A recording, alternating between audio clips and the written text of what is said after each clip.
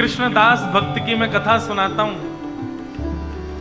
उन्होंने कहीं महाभारत की कथा में ऐसा सुन लिया, महाभारत में लिखा भी है कि यदि कोई व्यक्ति 12 वर्ष तक एक नियम का पालन करे बिना नागा, 365 दिन हर दिन उस नियम का पालन करे 12 वर्षों तक, तो 12वां वर्ष जिस दिन पूर्ण होगा 13वें वर्ष के पहले दिन वो जो मांगेगा वो उसको मिल जाएगा। यदि वो श्याम सुंदर से कह दे ठाकुर जी प्रकट हो जाओ, तो 13वें वर्ष के पहले दिन ठाकुर जी उसके सामने खड़े हो जाएंगे। बस नियम टूटे ना, छूटे ना, 12 वर्ष तक एक दिन भी नागा नहीं होना चाहिए नियम में। कृष्णदास ने जब ये बात सुन ली तो वो रोज उसने एक नियम बनाया कि उसने फूलों की बगिया बनाई और फूलों के बगीचे से रोज पुष्प तोड़ता, एक माला बनाता और अपने हाथों से जाकर के ठाकुर जी को पधराता।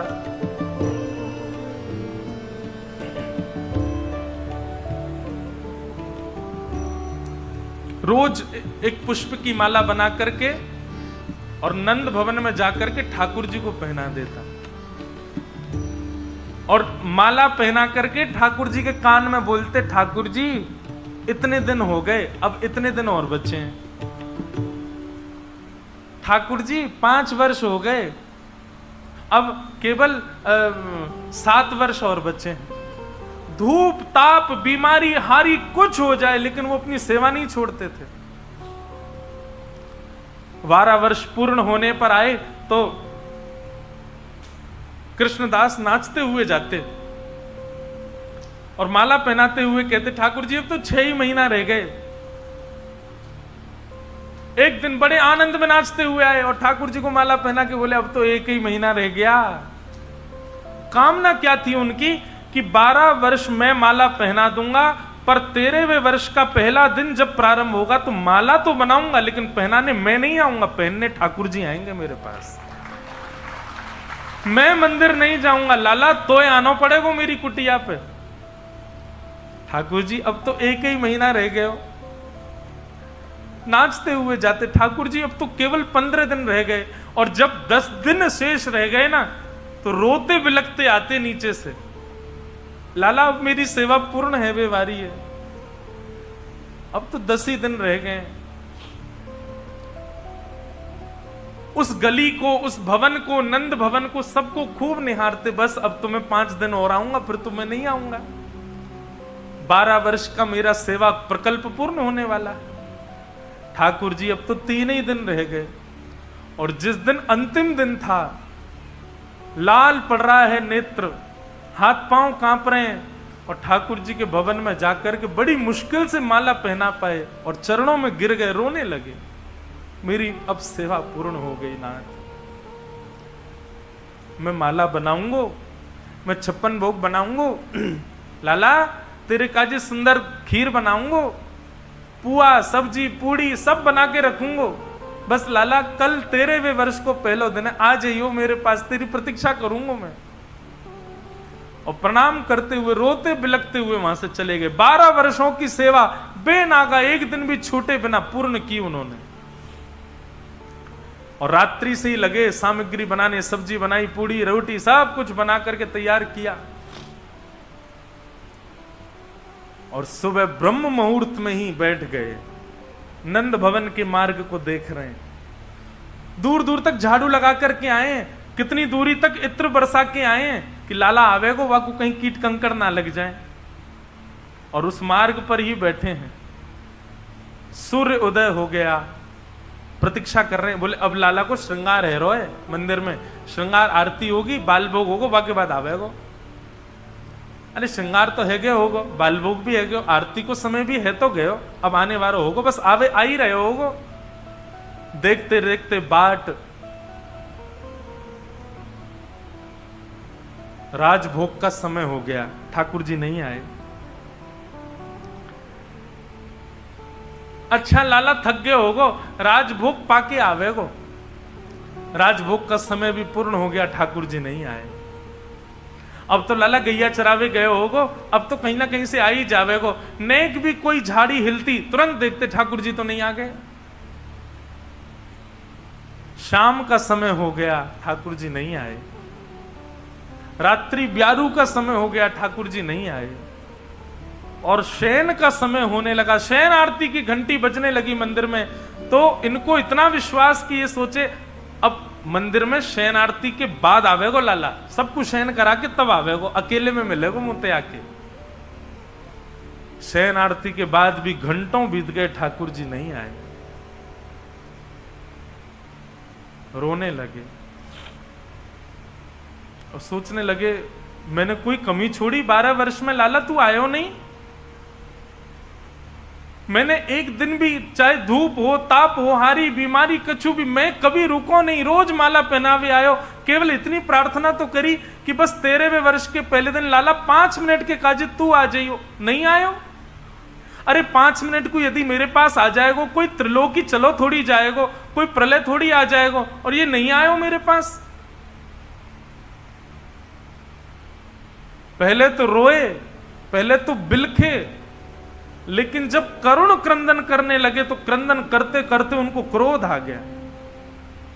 बोले जे ना आवे को, ये तो छलिया है, ये तो कपटी है, ये तो महाकपटी, यानी छिप करके बाली मार दियो।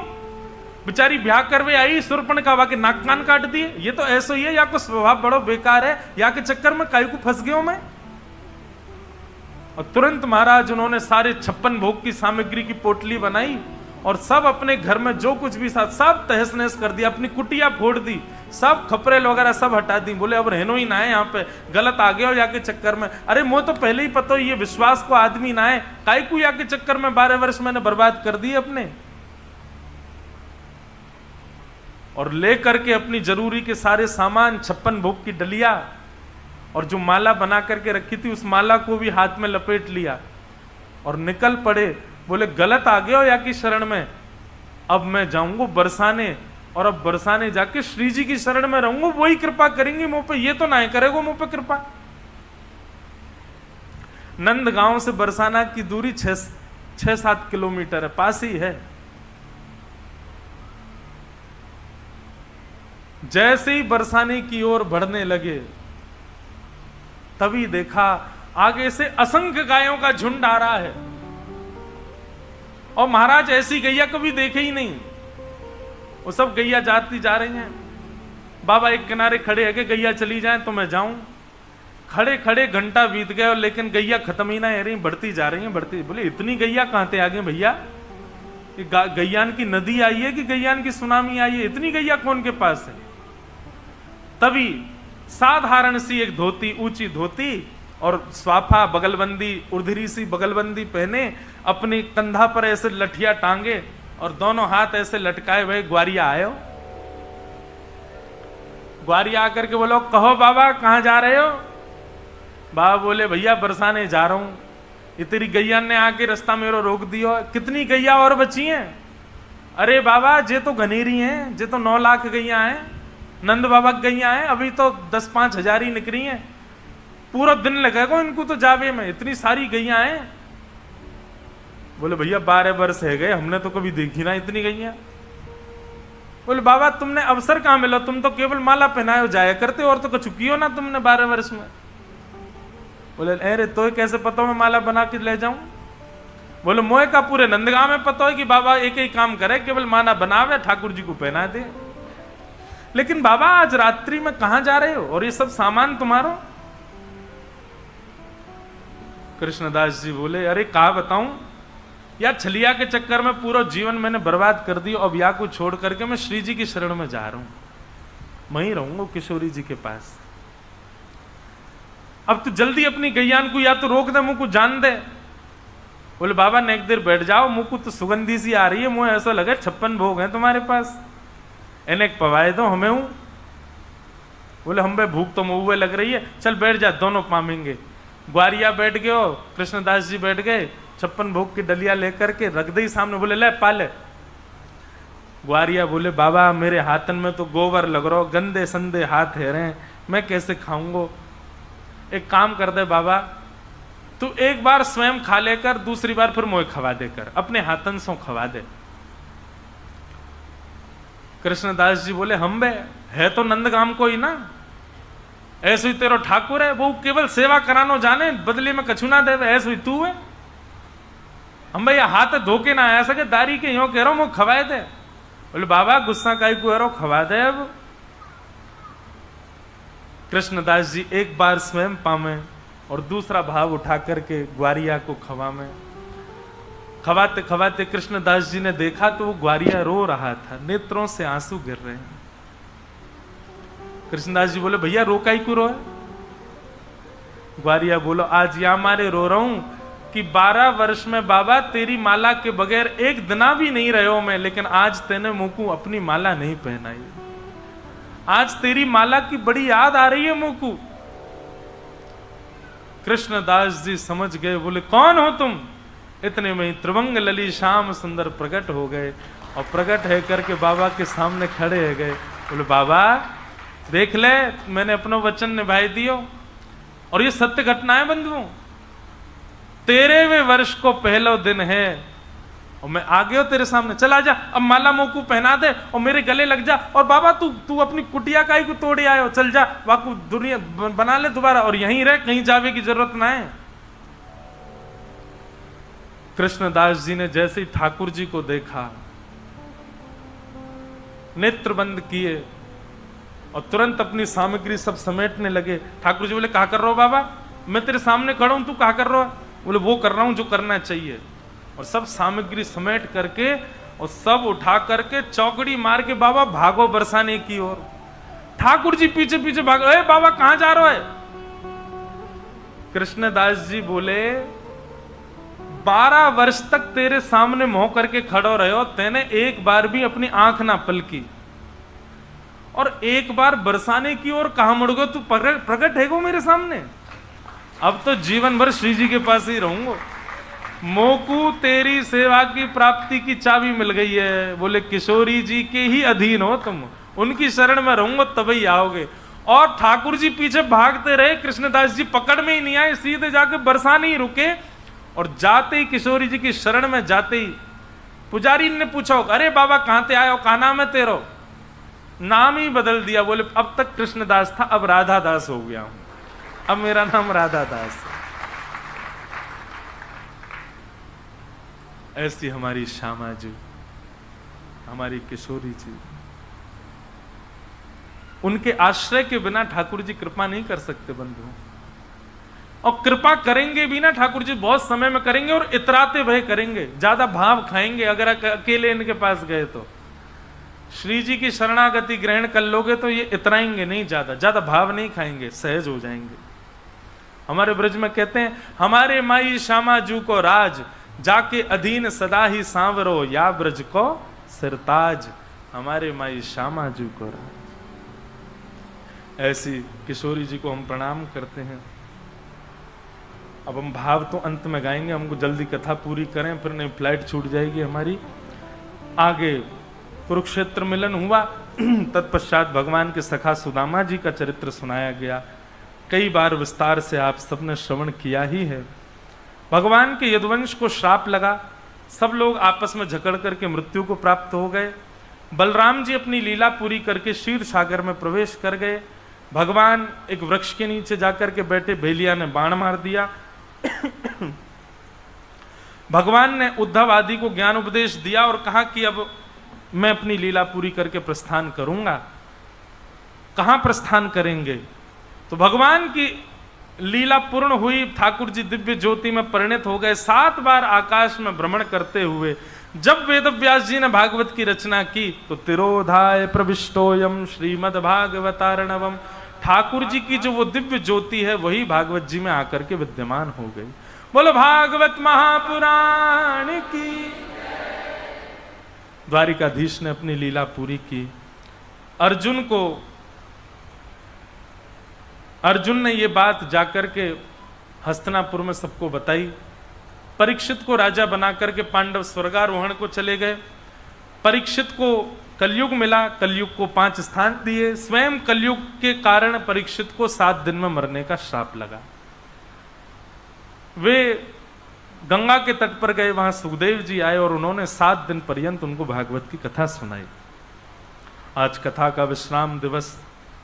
परीक्षित जी से सुखदेव जी कहते हैं, परीक्षित तुमने 7 दिन कथा सुनी, अब मुझे केवल इतना बताओ, क्या तुम मरने वाले हो?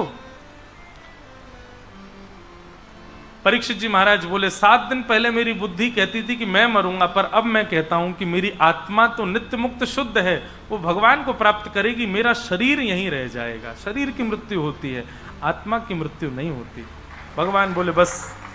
सुखदेव जी बोले यही बात तुमको समझानी थी कि आत्मा कभी नहीं मरती है, आत्मा तो आपके कर्मों के अनुसार भटकती रहती है। यदि वही कर्म भजन बन जाए तो वही मुक्त होकर के भगवत धाम को प्रस्थान कर जाती है।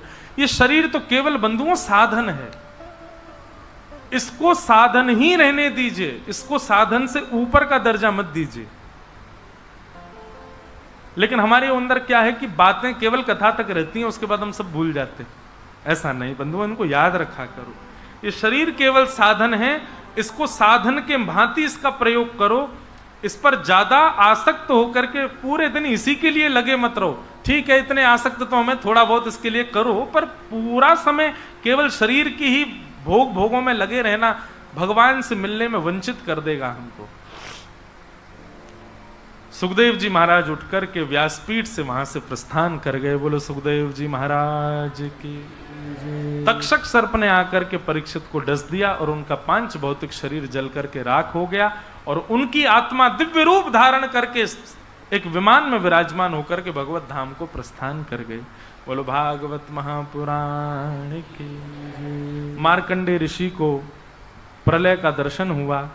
उस प्रलय में भगवान वट के वृक्ष के ऊपर करार विंदेन पदार विंदम मुखार विंदे विनवेशयंतम वटस्य पत्रस्य पुटे शयानम बालम मुकुंदम मनसा स्मरामि। बाल कृष्ण प्रभु को वट के वृक्ष के पत्र पर देख करके मार्कंडे ऋषि का भेद दूर हुआ कि प्रलय में ब्रह्मा जी भी डूब जाते हैं, लेकिन परब्रह्म साक्षात श्री कृष्ण हैं, वे सदैव, इस प्रलय का भी उन पर कोई प्रभाव नहीं होता। आदि आदि कथाओं को सुनाया गया। भागवत जी का अंतिम श्लोक सब लोग मेरे साथ 3 बार कहेंगे। सब लोग उच्चारण करो। शुद्धाम संकीर्तनम यस्य सर्व पाप प्रणाशनो प्रणामो दुख समनः तम नमामि हरिं परम। नाम संकीर्तनम यस्य सर्व पाप प्रणाशनो प्रणामो दुख समनः तम नमामि हरिं परम। नाम संकीर्तनम यस्य सर्व पाप प्रणाशनो प्रणामो दुख समनः तम नमामि हरिं परम। एक बार और भाव से कहो। नाम संकीर्तनम यस्य सर्व पाप प्रणाशनो प्रणामो दुख समनः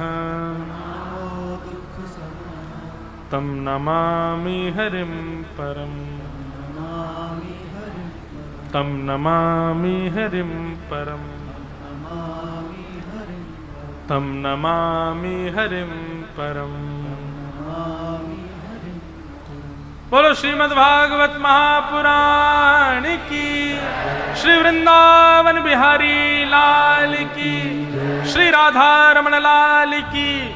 श्री राधा वल्लभ लाल की जय। जय श्री राम। जगन्नाथ जगन्नाथ जगन्नाथ रक्षमाम।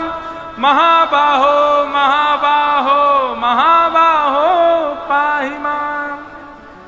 जिन भगवान का नाम संकीर्तन हमारे समस्त प्रकार के पापों का नाश कर देता है, ऐसे भगवान के पावन नाम को हम बारंबार प्रणाम करते हैं। बंधुओं, खूब नाम जपो, खूब भक्ति करो, खूब ठाकुर जी से प्रेम करो, खूब जगन्नाथ जी जाओ, खूब सब जगह जाकर के आनंद करो। ठाकुर जी ऐसे ही आप लोगों पर कृपा बरसाते रहें। श्री श्याम प्रेमी परिवार राउल केला, जिनके पावन सानिध्य में, पावन संकल्प से ये भागवत की कथा आप सबको सुनने को प्राप्त हुई।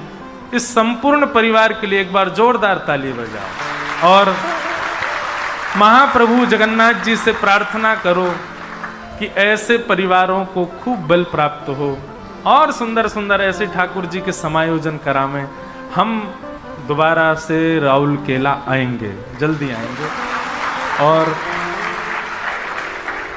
अगली बार कुछ वैसे दिन कम हो जाएंगे, 7 दिन नहीं 3-4 दिन को हो सकता है, 7 दिन को भी आ जाए, कुछ कह नहीं सकते, पर अगर 3-4 दिन के लिए आए तो कोई एक विषय के ऊपर कुछ ब्रज